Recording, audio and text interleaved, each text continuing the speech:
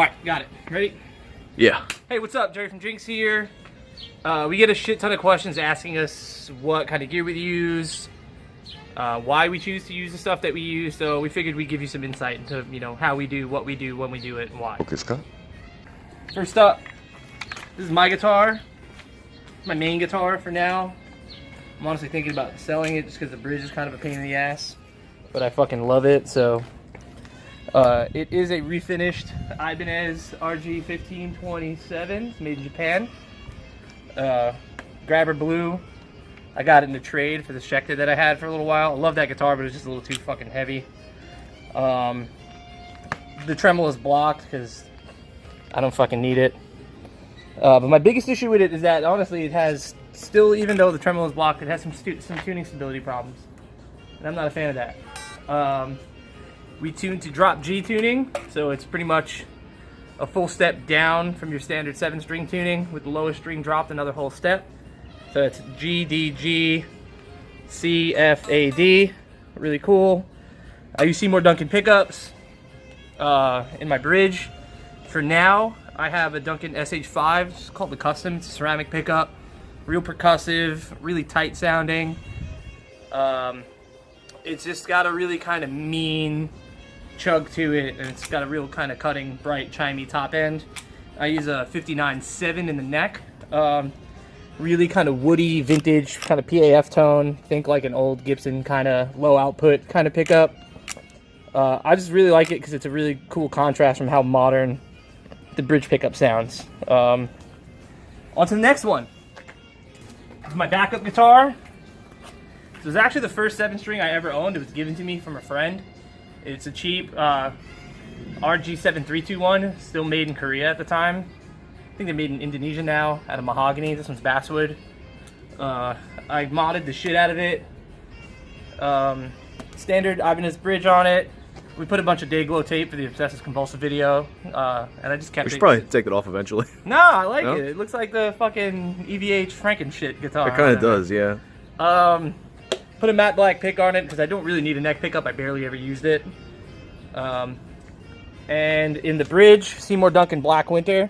Hands down, probably my favorite pickup from Seymour Duncan right now. It's got kind of everything that the SH5 has, but it has a broader mid-range.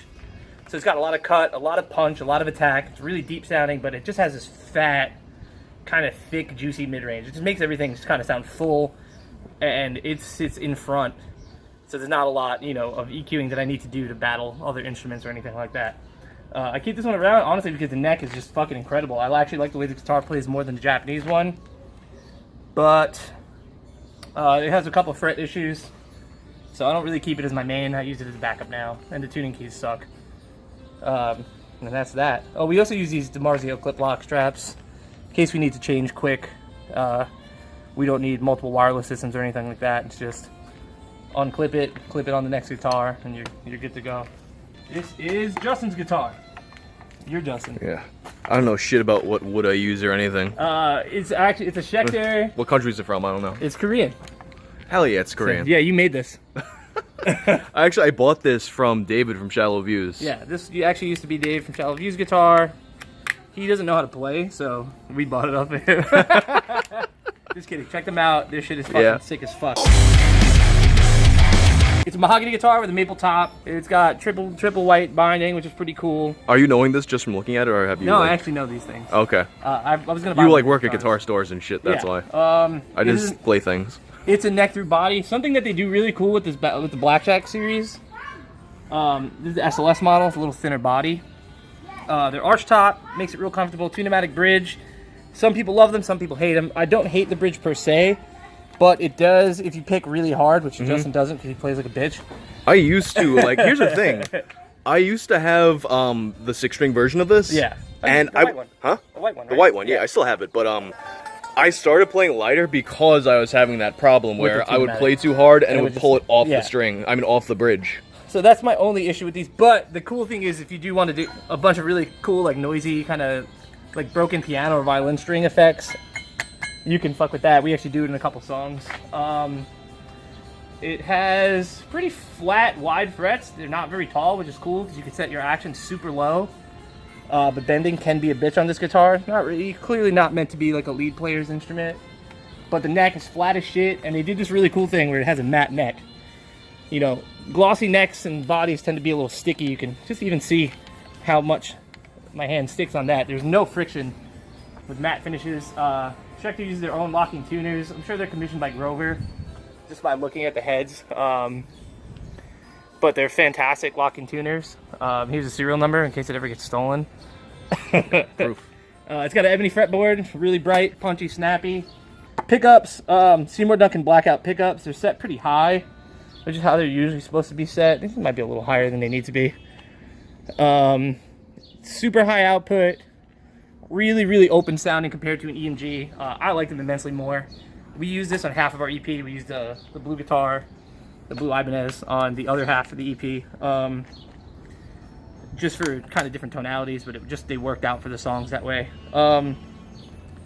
But yeah, these just have a lot more headroom, so they don't really kind of clip the way an EMG does, and just the shaping that the preamp gives it is a really cool tone. It's just not sterile or stale sounding. I like these a lot. If I was to go to active pickups, I'd probably use these myself, but I just hate batteries. Fuck that. So yes, we got a couple questions from some people. One of them was, what difference does string height, and why do we set our strings to a certain height, and how it affects the guitar. So first off, I mean, magnetism is everything. You can adjust the height of the pickups, but you can also move the strings.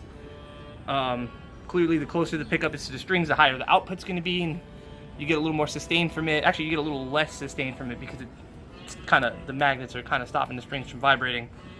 The further away, the weaker it's going to sound, but you get a better clean sound, kind of clearer, kind of chunk. On active pickups, they just tend to sound better when they're almost touching the strings pretty much. That's really fucking close. When it comes to the neck of the guitar, action is dictated off of how comfortable you are, but it does also make an impact on your sound while you're playing. With this guitar, you can get the action really fucking low because of the frets, but the lower the action is, you tend to get more of a kind of percussive, kind of snappy tonality out of the guitar. It really works for kind of syncopated bands. You think like Jaunt or like, Meshuggah, stuff like that. You're really gonna want that kind of low action, snappy sound. It works for us because we have a lot of syncopated parts, and everything's kind of percussive. That's just how we approach our riffs and our instrumentation in general. It's just, everything kind of has to have a punch behind it. So that's why we set up our guitars the way we do. Justin's complains is a little low for him. Yeah, I was getting a little bit of buzz in the higher frets. But I'll have that fixed by our next show. But this is that. He uses also wireless systems. I didn't go over mine. I use Shure PGX something or other. I don't know. There's a Line 6 something or other. This is a Line 6 G30 with a bunch of tape on it and some Justin's hair. So, oh god. We don't put condoms over them, although we should, because lately our shows have been getting a little moist. Yeah. We use some pretty varied gear. Justin started off using this Soldano. Yeah, I'd originally the thing about this one, so this is huh? You want me to take it from you? Yeah. You gonna play this? All right, so this amp is the Soldano Avenger.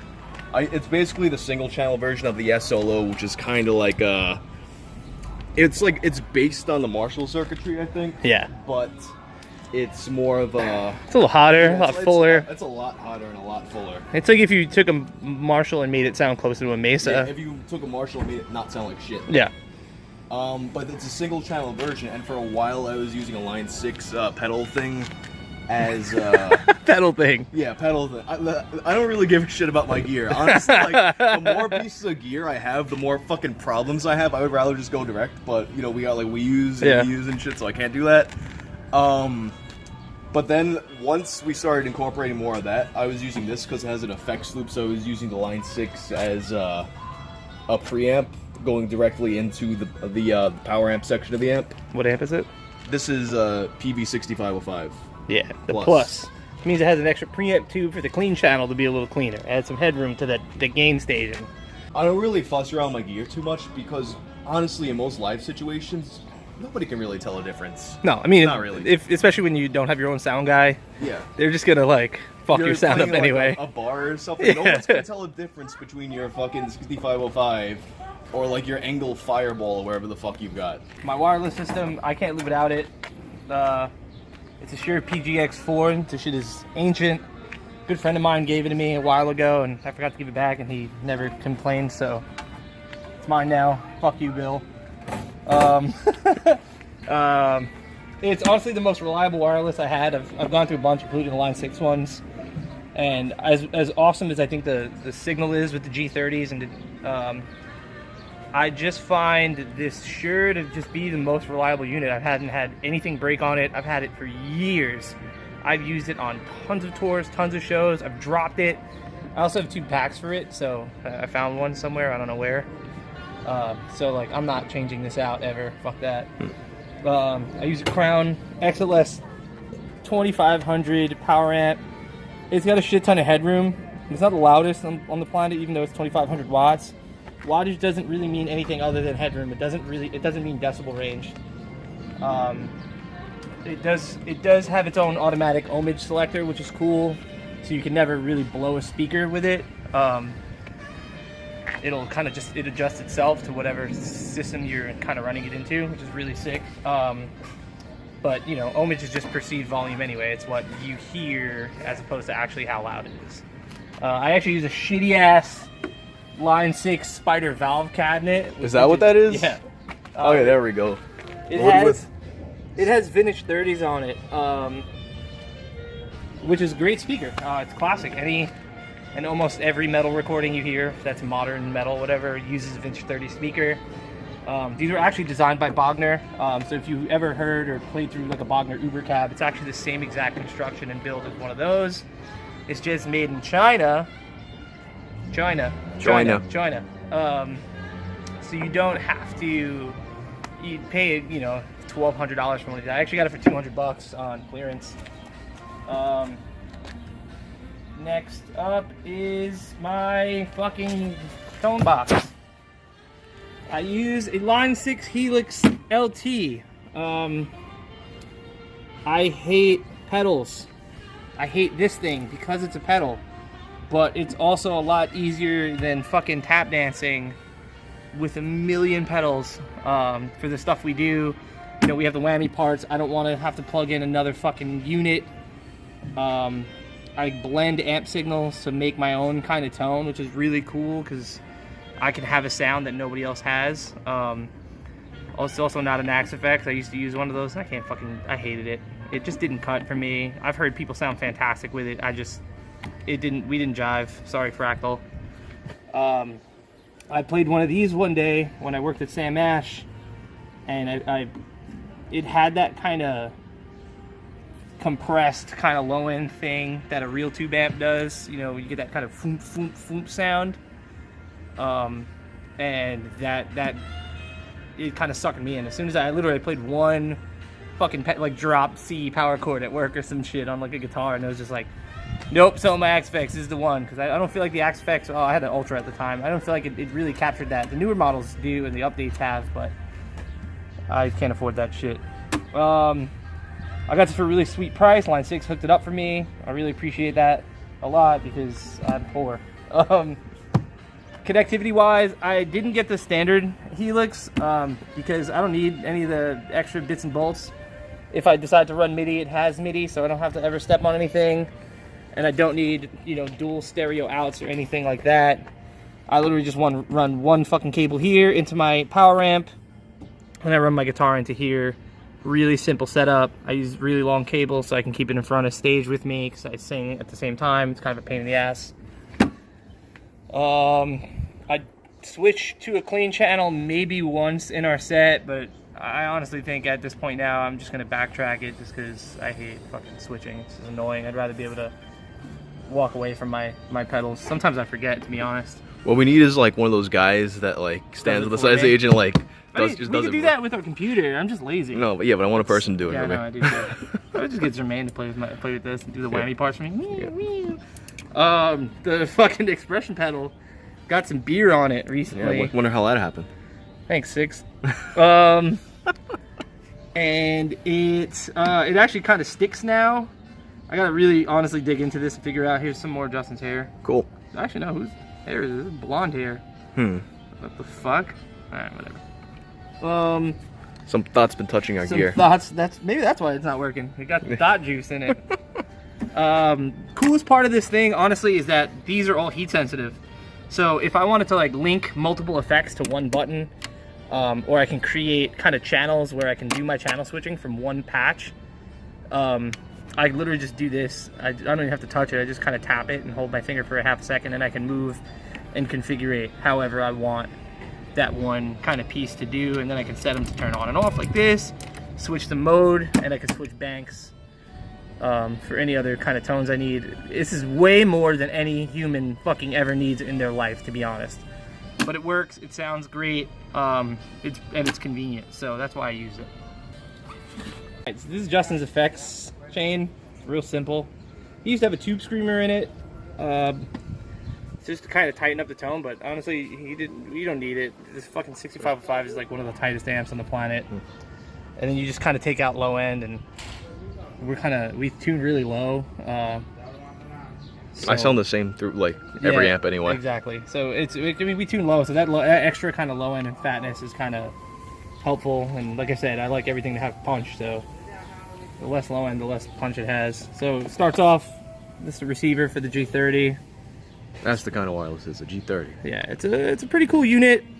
They're cheap, they're inexpensive, they do break quite often. I definitely broke. This is definitely at least my second or third one. The second one, right? Yeah. Third, yeah. I think it's my second receiver, and honestly, now my second. If you're gonna invest in these, go for the G60, 90, or whatever. They have a much sturdier unit, more space, whatever. But these are really good when you're broke, like we are. So, TC Electronic Polytune. It's not the 2 or the 3. This is like the first one. Actually, I think this is Polytune 2, because the Polytune 2 never said anything on it. It's a cool tuner. You can actually tune all 6 strings at once with this, but we don't use 6 strings, so this thing can fuck itself, kinda. It's really accurate. It's bright on stage. It's easy to see, and it doesn't have a large footprint, which is really cool. Justin doesn't use a pedal board because he's a fucking weird pleb. Yeah, this is my Wii U pedal. This is his Wii U pedal. Yeah. The Whammy Ricochet is the shit. Honestly, I wish I didn't invest in the Line 6 and sell my 5150, but this wasn't out when I sold it. And it's the coolest sounding. It's literally the same exact engine or fucking algorithm or whatever that Digitech uses for the Whammy 5. So the tracking's super fast and really natural. The Helix doesn't actually do the pitch shifting as well as this does it, but I mean, no one gives a shit in like, yeah, you know, people get so caught up on it. I mean, that's like bedroom guitarist shit. Yeah, it's no one cares, man. In a live environment, the energy is what matters the most. It is really cool because it's momentary or latched. We use it momentary, so we can just kind of get in and out of the parts. Really sick. You can set the speed for how you need it, which is pretty much where he set it, as fast as possible, almost. Yeah. So that you still get a little rise, but it's got to be pretty quick because our whammy parts are all fast. You could hear kind of how fast they are in Goat. If you listen to Goat, you should listen to Goat. Fuck that. Go listen to Goat. Put the little thing. Yeah. Yeah. Go up and then put the fucking up there, whatever. Yeah, like the little yeah. I can put the card over here. ISP Decimator 2. There is no better fucking noise gate on the planet. I had one of these before. Got stolen the first show I used it at, and I got another one. Yeah. And then we broke one, and we got you another one. This is your third one. Did we break it? Oh, no, Felix is broke. Yeah, Felix is broke. Yeah. Mine's good. Decimator 2 is the shit. I had a Decimator 1 when they first came out. I also had a Decimator G-string. The G-string was really cool because I used an overdrive, and I would actually loop that before and after the overdrive so that it would kind of just clamp down as tight as possible. Really awesome. These are really cool because they do let a lot of your signal come in, and you can dictate how much of your signal, sustain you want, pretty much. It'll cut off after a certain decibel range. I actually used a model of one of these on my Helix as well, and I actually kicked that one on and off for different parts to keep them tighter or looser. But yeah, if you don't have one of these and you're still using a Boss, what the fuck is wrong with you? Like, honestly, like, Boss makes great pedals. Their noise suppressor is cool, but this is definitely the best in the market right now. That's that. We're done. Next video, we're gonna go over our bass stuff. Felix has a pretty complicated rig, and Ray's drums. I don't even think Ray knows why he uses what he uses, but I mean, no, he had a lot of choices about his cymbals. He cares a lot about his cymbals. He does. He cares more about his cymbals than I care about my life. So we'll come up with a pretty interesting video for that. Maybe we'll get you some sound clip videos sooner or later. Yeah. Kind of what our tones sound like. You know, it's hard to dictate what they sound like live because they sound different than recorded tones. But fuck you all. I hate you. I don't know what else to say to you guys.